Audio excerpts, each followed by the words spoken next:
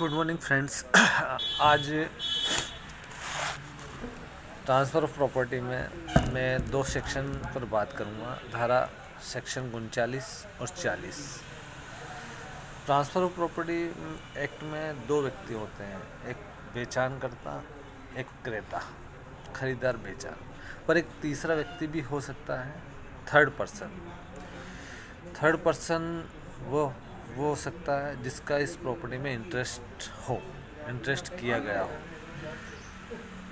धारा 39 इस पर बात करती है, आंतरण जहाँ किसी अन्य व्यक्ति का भरण पोषण का हकदार हो। जब कोई संपत्ति, जैसे ए व्यक्ति किसी को कोई संपत्ति ट्रांसफ़र कर रहा है बी को, और बी को ये बात नोटिस की जाती है कि इस संपत्ति पर मेरी बेटी, सन, पत्नी के आजीवन भरण पोषण आपको ये राशि या इतना भरण मेंटेनेंस आपको देना होगा, और 20 शर्त को देखने के बाद भी उस संपत्ति को खरीदता है, तो बी पर वह यह शर्त लागू होगी और उसे मेंटेनेंस देना होगा। बी ही नहीं, यदि बी थर्ड व्यक्ति को ट्रांसफ़र करता है और जो सी को ट्रांसफ़र करता है और सी को भी ये बात पता है कि इस संपत्ति पर भरण पोषण की लाइबिलिटी है, तो वह भी इसका लाइबल होगा। इसमें दो कंडीशन एप्लीकेबल हो तब जो क्रेता है वो इस बात के लिए लाइबल होता है। पहली, बी को नोटिस होना चाहिए, मतलब खरीदार को नोटिस होना चाहिए कि इस तरह की लाइबिलिटी संपत्ति पर रहेगी। और दूसरा, यदि बी को जान की नोटिस नहीं भी है, तब भी अगर उसने संपत्ति को बिना किसी प्रतिफल के प्राप्त की, गिफ्ट में प्राप्त की, तो उसको बिना नोटिस यदि बिना प्रतिफल के भी प्राप्त की, तो भी उसको ये कंडीशन स्वीकार करनी पड़ेगी। सामान्य भाषा में, यदि पिता ने कोई संपत्ति खरीदी और उस पर अपने बेटी के भरण पोषण, की शादी, उसके विवाह या उसके लड़के की पढ़ाई लिखाई के खर्च को इसमें मेंशन किया गया है, तो जो खरीदार है उसको ये नोटिस है कि इस पे लाइबिलिटी है, तो भी उसे देना होगा। दूसरा, यदि उसको नोटिस नहीं है और संपत्ति विदाउट कंसिडरेशन मिली है, मतलब मुफ्त में मिली है, तो भी उसको देना होगा। ये तो 39 में भरण पोषण पर बात करती है।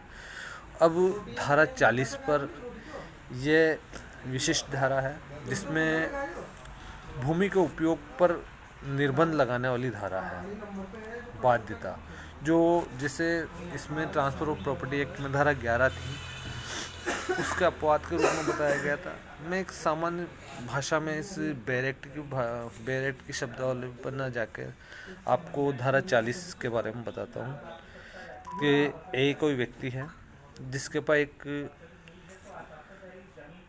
20 बीघा का खेत है और वह 10 बीघा खेत बी को बेचता है, और बी को कहता है कि आपको जिस ओर का मैं खेत दे रहा हूँ उससे मेरे जो बचे हुए 10 बीघा खेत है के ऊपर प्रकाश लाइट आती है, तो आप इस बी पोर्शन पर कभी भी बिल्डिंग ना बनाओगे, कोई ऐसा कंस्ट्रक्शन ना ही करोगे जिससे मेरी जो बची हुई 10 बीघा ज़मीन है उस पर मुझे उपयोग में सनलाइट की कमी हो या कोई भी बाध्यता पड़े, आप ऐसा कंस्ट्रक्शन नहीं करोगे। तो ऐसी बाध्यता हमेशा लागू बी पर होगी। बी पर ही नहीं, जो बी यदि सी को ट्रांसफ़र करता है, सी या डी को ट्रांसफ़र करता है, डी ई को ट्रांसफ़र करता है, तो सभी को वह बाध्यता लागू होगी। क्यों?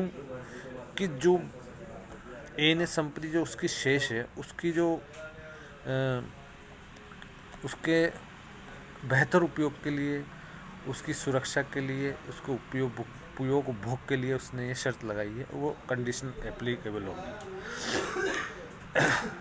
ऐसा ही एक इसमें भी दो ही कंडीशन लागू होगी। जो खरीदार है उसको नोटिस देना होगा पहले कि भाई आप इस तरह के इस पे कार्य नहीं करोगे, और वह खरीदता है तो लागू होगी। दूसरा, यदि नोटिस नहीं भी है तो भी अगर मुफ्त में आपको प्रॉपर्टी मिली है तो भी आपको ये कंडीशन अगर पहले उस संपत्ति पर है तो रहेगी। अब इसमें मात्र इसका ये कहना है कि व्यक्ति जो बेचान करता है उसकी शेष भूमि का मोर बेनिफिशियल उपयोग जो वो करना चाहता है उसे करने के लिए कहा गया। अब इसमें एक तुल्क बनाम मोक्से का बहुत प्रसिद्ध केस है। तुल्क बनाम मोक्से, इस केस में क्या हुआ था कि एक इंग्लैंड में लेसेस्टर गार्डन है, उस गार्डन पे जो बेचान करने वाले व्यक्ति ने यह रोक लगाई थी कि आप जो ये अच्छा बहुत सुंदर गार्डन है, आप इसका गार्डन के अलावा अन्य यूज ना करेंगे। जिस जो क्रेता है उसने इसे खरीदा और इसके बाद क्रेता से थर्ड व्यक्ति ने खरीदा। इस गार्डन वाली शर्त को उसने डॉक्यूमेंट में मेंशन किया कि भाई ये लेसे गार्डन ही रहेगा, इसकी सौंदर्य को बिगाड़ा नहीं जाएगा।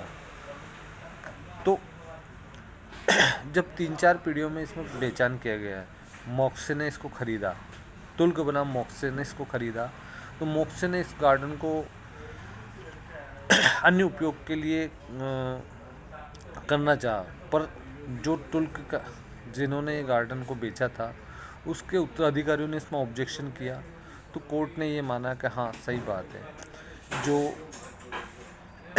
बाध्यता रखी गई है वह आने वाली दूसरे परचेजरों पर भी लागू रहेगी।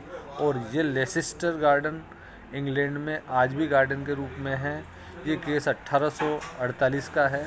आज 2025 में भी ये लेसेस्टर गार्डन है और ये बहुत प्रसिद्ध जगह है। आप गूगल यूट्यूब पर सर्च भी कर सकते हैं। आपको यदि मेरी जानकारी अच्छी लगी हो लाइक एंड शेयर करें। Good morning.